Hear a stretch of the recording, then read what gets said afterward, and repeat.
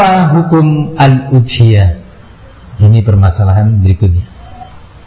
Wajibkah ataukah mustahab? Ataukah sunnah? Kalau seandainya sunnah itu adalah jenis sunnah yang nggak ada masalah ditinggalkannya, atau jenis sunnah yang yukrah untuk ditinggalkan. Nah, ada beberapa pendapat dari kalangan ulama, walaupun telah sepakat ulama ijma' bahwa udhiyah adalah masyru', adalah sebuah ibadah yang disyariatkan. Ijma' ulama, konsensus ulama muslimin bahwa udhiyah adalah amal ibadah yang disyariatkan. Bahkan udhiyah ini atau ibadah kurban ini tidak hanya untuk umat Islam saja. Disebutkan oleh Syekh bin Utsaimin rahimahullah bahwa ini juga untuk umat-umat sebelum kaum muslimin, sebelum umat Muhammad sallallahu alaihi wasallam, sebagaimana dalam surat Al-Hajj Allah Subhanahu wa taala menyatakan wa likulli ummatin ja'alna mansakan. Nah, liyadhkuru ismallah ala ma razaqahum atau ala ma razaqahum min bahimatil an'am.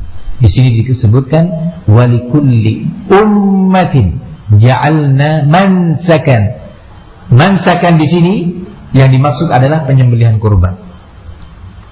Sehingga likulli ummah, seperti ayat walaqad ba'atsna fi kulli ummatin, setiap umat.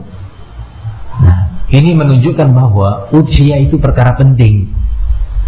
Sampai-sampai pada setiap syariat yang Allah turunkan kepada umat sebelum umat Muhammad sallallahu alaihi wasallam sudah disyariatkan udhiyah, ya, penyembelihan kurban, menunjukkan bahwa ibadah ini punya nilai yang sangat besar dalam Islam, sehingga memang sangat disyariatkan kepada umat Islam ini untuk memuliakannya, senang dengannya, bergembira, ikut berpartisipasi, karena ini ibadah yang sangat besar dalam Islam, hingga karena itu Allah syariatkan untuk setiap umat. Walikulli ummatin ja'alna mansakan. Tujuannya apa? Liyadhkuru ismallah ala ma razaqahum min bahimatil an'am, agar mereka bisa mengingat Allah atas rizki yang Allah limpahkan kepada mereka dalam bentuk bahimatul an'am. Bahimatul an'am itu al-ibil wal baqar wal ghanam. Sehingga di sini ayat ini sekaligus mengandung dalil bahwa al-udhiyah itu harus atau wajib dari bahimatul an'am. Apa itu bahimatul an'am? Disebutkan 3. Al-ibil wal baqar wal ghanam. Tidak dibenarkan menyembelih selain bahimatul an'am, walaupun jumlahnya lebih banyak atau harganya lebih mahal. Di antara dalilnya ini ayat liyadhkuru ismallah ala ma razaqahum min bahimatil an'am. Sebagian ulama menyatakan bahwa udhiyah hukumnya sunnah. Sebagiannya menyatakan sunnah muakkadah, sunnah yang sangat ditekankan dan makruh untuk ditinggalkan, tidak disukai untuk ditinggalkan. Ini pendapat kedua. Pendapat ketiga mengatakan wajib.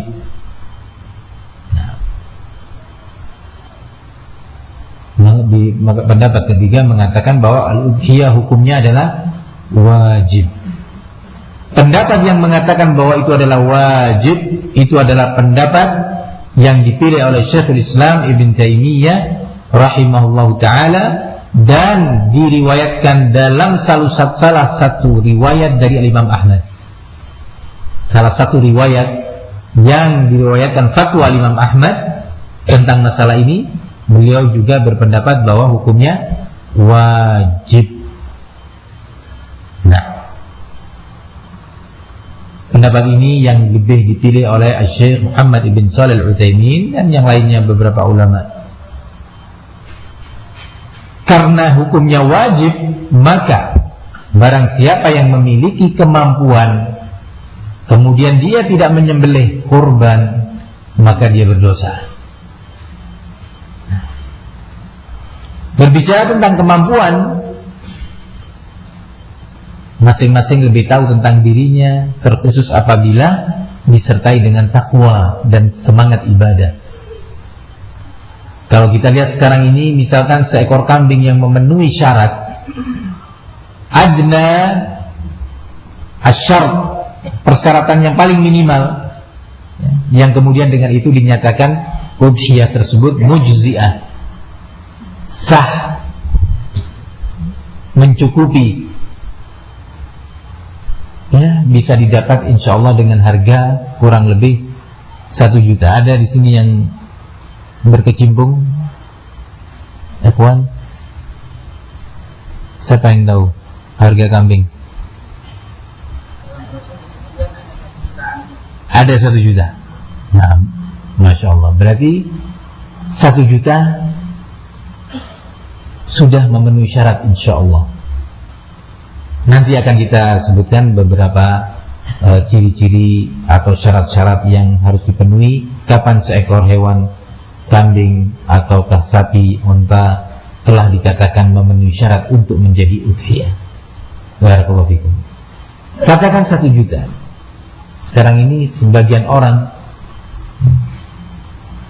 untuk mengganti HP yang dia gunakan dalam setahun bisa 2 kali, harganya 1,5 juta, ada yang 2 juta.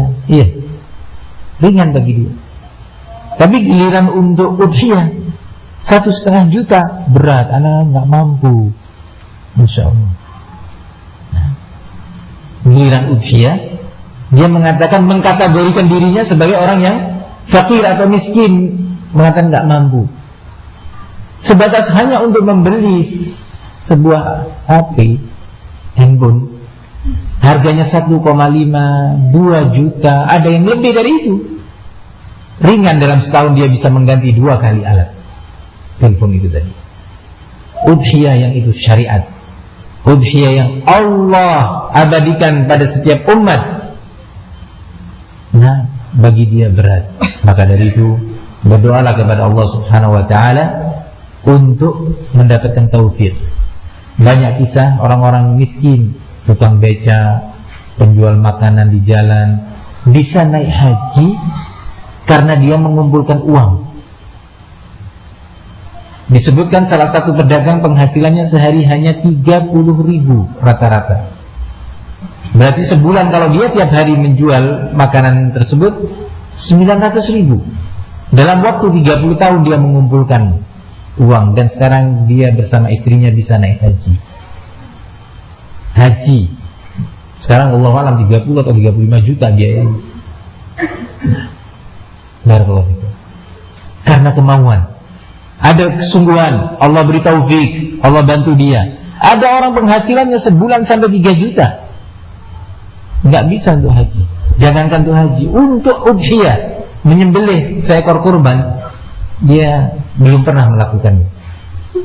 Dia memikir, yang dia pikirkan orang yang pantas menyembelih seekor kurban di hari raya Idul Adha itu yang punya mobil dan seterusnya.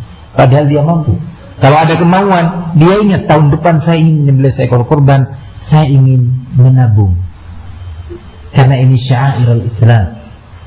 Selama saya tidak menggolimi keluarga dalam nafkah mereka, ya, dikumpulkan sehari, 2 hari, 3 hari uang.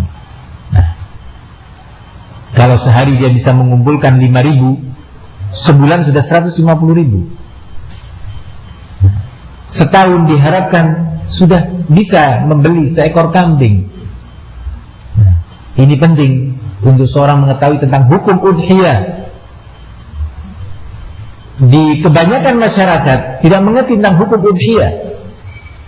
Maka antum talabatul ilm, ya. Demikian, ada satu ikhwan talib berbelanja, dia sehari bisa 5.000, ringan bagi dia. 10.000 sehari, beli itu, beli ini, beli itu, beli ini. Jarang yang kemudian dari tulab untuk sadar tahun depan saya ingin menyembelih seekor kambing. Dia kumpulkan uangnya, dia kumpulkan.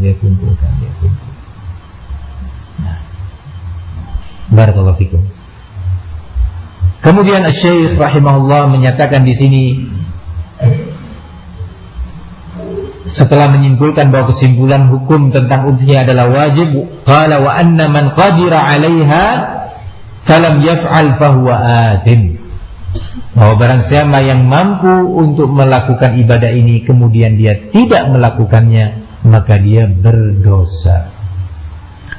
Kemudian beliau menyebutkan dalil-dalil tentang wajibnya, yaitu firman Allah Subhanahu wa ta'ala dalam surat Al-Kautsar, fasalli li rabbika wanhar. Perintah wanhar, fi'il amr, kata perintah yang seiring dengan perintah salat, fasalli li rabbik wanhar, dan sembelihlah kurban. Wanhar dari kalimat an-nahar. Nahar itu adalah titik pertemuan antara ujung pangkal leher dengan pundak ini, dada. Ada tempat kosong, antum tekan situ, ya, itu namanya an-nahar.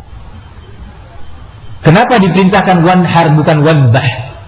Karena seringnya yang disembelih adalah ibil, yaitu onta. Kalau onta itu disembelihnya dengan melalui ini tadi, ditombak pada posisi an-nahr, didudukkan onta tersebut, kemudian ditarik kepalanya hingga mendangak begini, ya, kemudian ditombak bagian an-nahr. Maka dari situ ayat ini menyebutkan wanhar. Nah, kemudian dalil yang kedua, firman Allah Subhanahu wa ta'ala dalam surat Al-An'am, qul inna salati wa nusuki wa mahyaya wa mamati lillahi rabbil alamin. Kalimat wa nusuki ay dhabhi.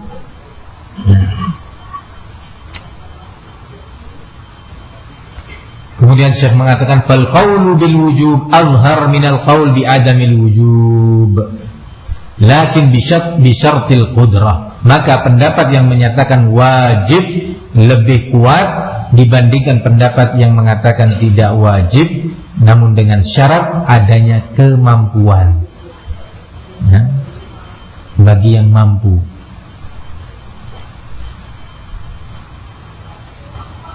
Wa ammal ajiz alladhi laysa 'indahu illa mu'natu ahlihi fa innahu la talzamuhu al-udhiyah. Sementara orang yang enggak mampu, yang tidak memiliki harta kecuali untuk menafkahi istri atau keluarganya, maka yang seperti ini tidak terkena kewajiban. Nah, barakallahu fikum. Maksudnya menafkahi keluarga dalam perkara-perkara primer, perkara-perkara yang apa? Sifatnya mau tidak mau harus ada, bukan perkara-perkara sekunder. Anak punya gaji ya, cuma nggak cukup buat keluarga. Kenapa nggak cukup? Ya, anak kan harus membelikan sepeda motor untuk keluarga, untuk anak, untuk yang nomor 2, untuk yang nomor 3. Ya nggak cukup kalau gitu. Yang dimaksud adalah bagaimana anak istri Anda bisa makan seperti yang Anda makan, nah, dan berpakaian seperti yang Anda pakai. Nah, barakallahu fikum.